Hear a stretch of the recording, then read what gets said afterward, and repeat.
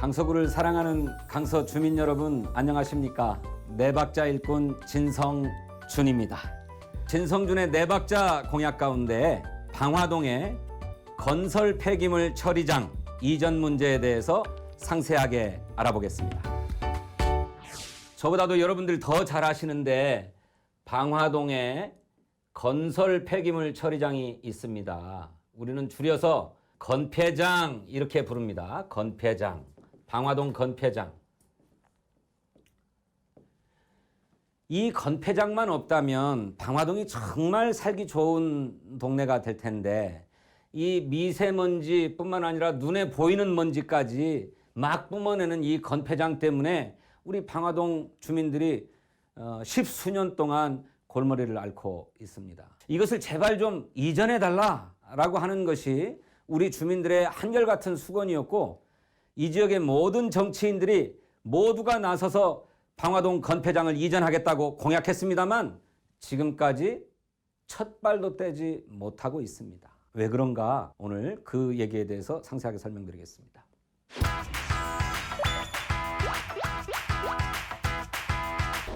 여러분, 방화동 건폐장을 이전시키려면 제일 먼저 뭐가 필요합니까?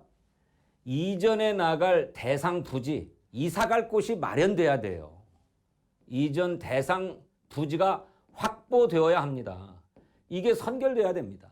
그래야 어디 내보낼 것 아닙니까? 이걸 어디로 내보낼 것인가?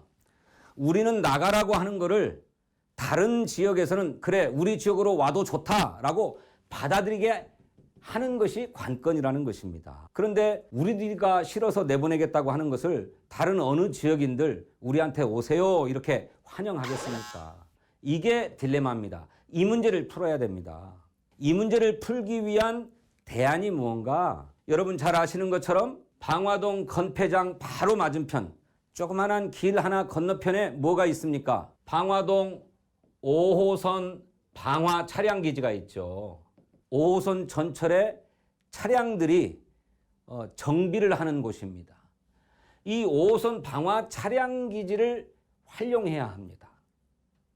이 5호선 방화 차량기지는 인근에 있는 김포에서도 가지고 가려고 하고 인천도 가지고 가려고 하고 강 건너에 고양시에서도 가지고 가고 싶어 합니다. 차량기지가 김포나 인천, 고양으로 이전해 가면 그곳까지 전철 철길이 그냥 생겨요. 그냥 놓이게 됩니다. 그 가운데 역만 만들면 서울과 직통하는 전철, 5호선 전철이 새로 생기기 때문에 그렇습니다. 그래서 김포나 인천, 고양시에 제안하기를 5호선 방화 차량기지를 가지고 가려거든 그 앞에 있는 방화동 건폐장도 함께 가져가십시오 라고 서울시가 설득 중입니다.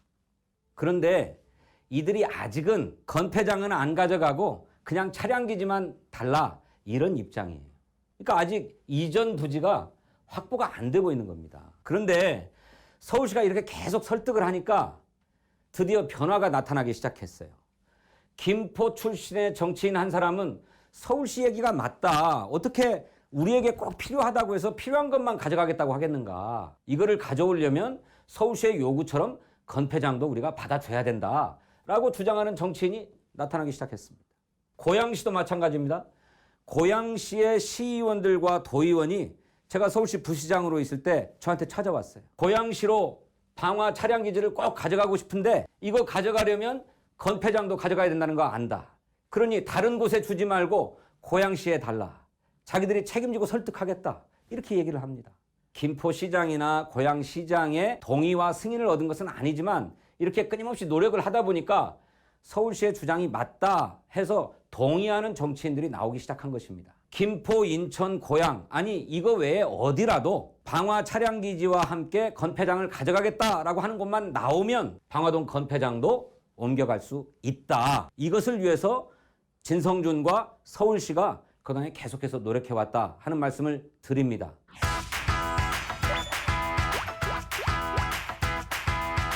차량기지 가져가겠다고 미세먼지가 막 나는 건폐장을 그냥 가져가겠는가? 그렇게 보내면 우리도 비양심적인 사람들이 됩니다. 그래서 어떻게 해야 되는가? 건폐장을 가져갈 수 있도록 친환경 처리 시설을 만들어주고 운영할 수 있는 방안까지도 제시를 해줘야 됩니다. 이 친환경 처리 시설 운영 방안을 모색하기 위해서 독일 베를린도 갔다 왔어요. 독일 베를린에 갔더니 베를린 시내에서 나오는 건설 폐기물들을 여기는 두 군데가 나누어서 처리하고 있었습니다.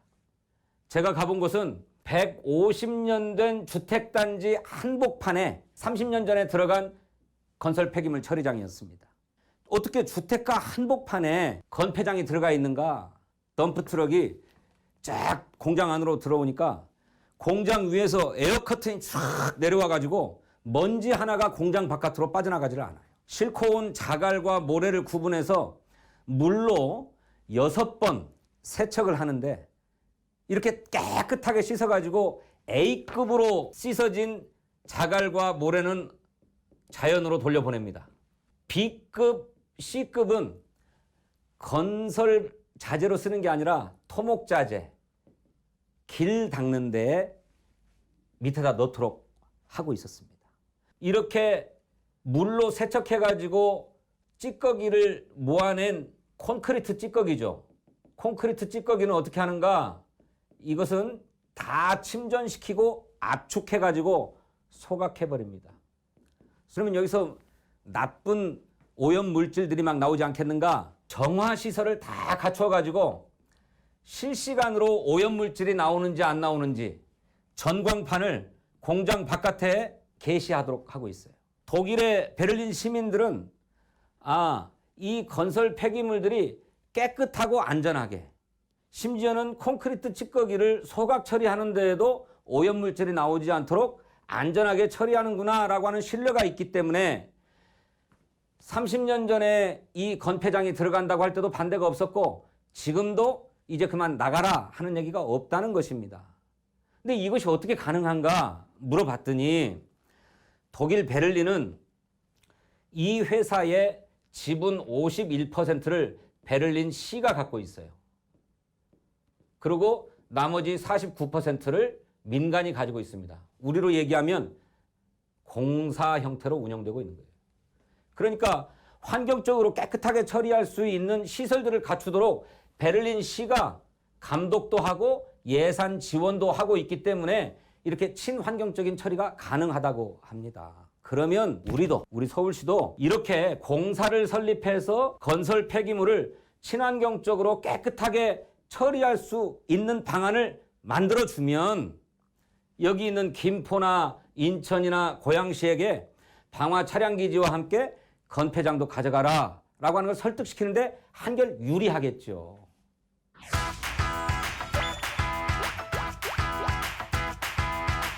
이 방화동 건설 폐기물 처리장 문제와 관련해서 정치적인 주장이 있는데 이 정치적 주장에 대해서도 분명하게 짚고 넘어갈 필요가 있을 것 같습니다. 방화동 건설 폐기물 처리장, 건폐장 이전에 소요되는 예산은 얼마인가?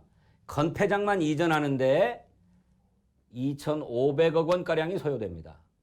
그리고 방화 차량기지와 함께 이전하는 데는 얼마가 들어가는가? 가장 가깝게 옮길 때 2조 5천억, 멀리 옮기면 3조 5천억 원가량의 예산이 들어갑니다.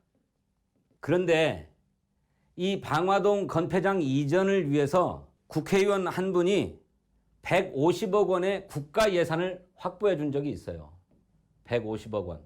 이게 언젠가 2015년도에 국회에서 정부 예산을 심사하면서 당초에 환경부 예산안에는 들어있지 않았는데 이 국회의원이 힘을 써서 이른바 쪽지 예산으로 150억 원이 확보된 적이 있습니다. 그래서 2016년도 환경부 예산에 편성되어 있었어요. 근데 이 환경부가 이게 곧바로 집행이 안 되는 예산이니까 2016년 12월 달에 서울시에다가 한번 써봐라 라고 교부를 해줍니다. 2016년 예산을 1년 내내 가지고 있다가 2016년 12월 20날 서울시에다가 교부해주면 서울시는 이걸 무슨 수로 씁니까? 서울시는 이것을 2017년도 서울시 세입 예산으로 잡아서 편성을 해요. 그런데 아까 말씀드렸던 것처럼 건폐장을 이전해서 이 예산을 일부라도 쓰려면 이전 대상 부지, 이사 갈 곳이 마련돼야 이 예산을 쓸 수 있기 때문에 서울시는 이것을 2017년에 계속 쓸 수 있도록 노력하되 안 되면 2018년도에 넘겨서 쓰겠다 해가지고 명시 2월 예산으로 편성을 합니다. 이게 무슨 얘기냐? 내년으로 2월 넘기는 것이 분명히 보이기 때문에 2017년도에 쓰려고 노력하지만 안 될 것이 뻔하니 2018년도에까지 넘겨서 쓰겠다라고 예산에 편성해 놓는 겁니다. 그게 명시 2월 예산이다. 그런데 지방자치단체 예산 편성 및 운용 기준에 따르면 이렇게 한번 명시 2월된 예산은 사고가 나지 않는 한 다시 2월할 수 없다라고 하는 지침을 내려요. 그러니까 서울시가 2017년 한 해 동안 이전 협상을 위해서 아까 말씀드렸던 김포, 인천, 고양 또 심지어는 양주에 이르기까지 오랫동안 이전 협상을 벌였는데 이들이 다 오케이를 안 하니까 2018년도로도 넘겨서 계속 협상을 했습니다만 이들이 동의를 안 하기 때문에 이거를 이 남은 예산 150억 원을 어떻게 할 것인가 고민을 하게 됐는데 아까 말씀드린 대로 지방자치단체 예산 편성 및 운영 지침 기준에 따라서 국고로 반납할 수밖에 없었습니다.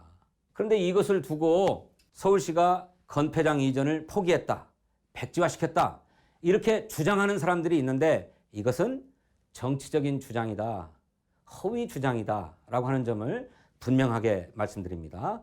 그거 놓치시면 안 됩니다. 자, 한번 정리해 볼까요?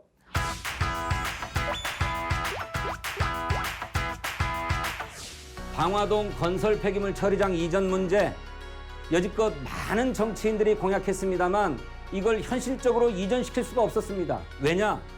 이전해 가야 될 곳, 이사 갈 곳을 확보하지 못했기 때문에 그렇습니다. 그런데 진성준은 서울시 부시장으로 재직하면서 그 이전을 위한 전략을 수립했다.